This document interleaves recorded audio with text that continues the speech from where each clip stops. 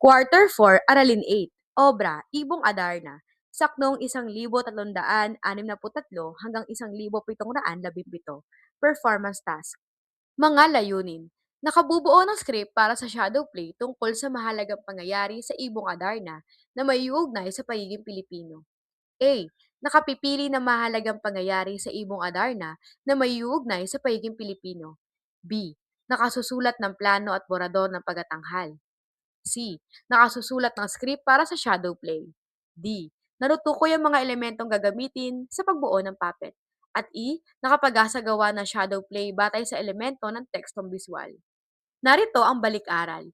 Ipabasa sa mga mag-aaral ang saknong sa ibaba. Suriin at bigyan ng pagkapahiwatig batay sa mga napag-aralan.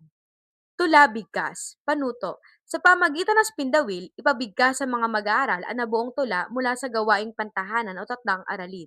Pagkatapos, bigkasin ay magbibigay ang guro ng kaunting feedback. Gamitin ang pamantayan sa pagamarka na nasa ibaba. Script. Ang script ay isang pinakamahalagang sangkap ng isang dula. Ito ang nagsisilbing batayan ng mga aktor sa kanilang magiging pagganap sa kwento. Sa pagbuo ng script, kailangan maging malinaw ang banghay, tauhan, tagpuan at ang mahalagang kaisipan na natatatak sa isipan ng manonood. Ayon kay Ricky Lee, mayroong tatlong bahagi ng pagbuo ng script.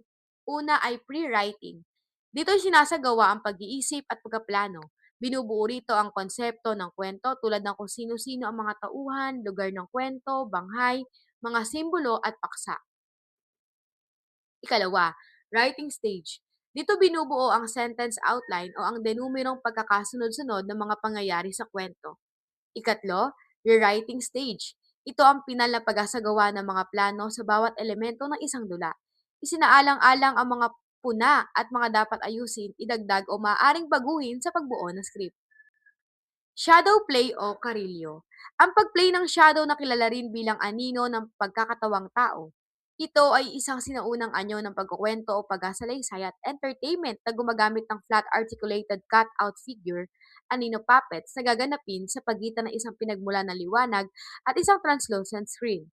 Maaaring makamit ang iba't ibang mga epekto sa pamagitan ng paggalaw sa parehong mga puppets at sa liwanag na mapagkukunan.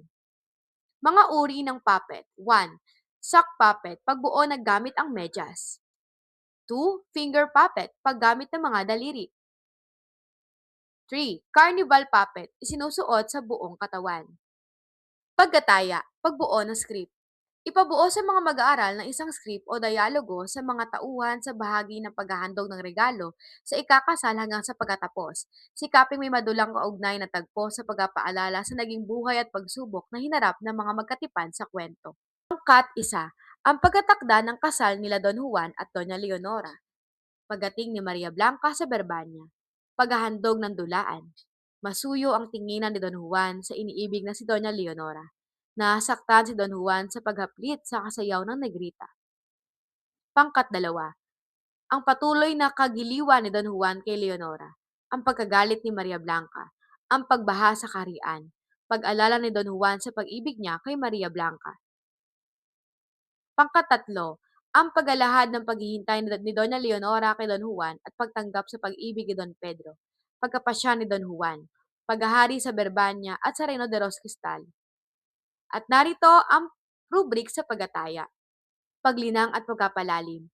Ilapat sa halimbawang template na ibinigay ng guro bago talakayin. Bumuo ng script sa piniling bahaging binasang korido para sa gagawing performance task na shadow play. Performance task. Pagkatanghal ng shadow play, hahatiin ang buong klase sa 4 na grupo upang maghanda at magtanghal ng isang shadow play patungkol sa napiling bahagi ng Ibong Adarna. Isaalang-alang ang script, mga kagamitan sa pagbuo ng puppet at ilang mga background music na maaaring gamitin sa pagkatanghal. Tignan ang pamantayan bilang batayan sa pagamarka.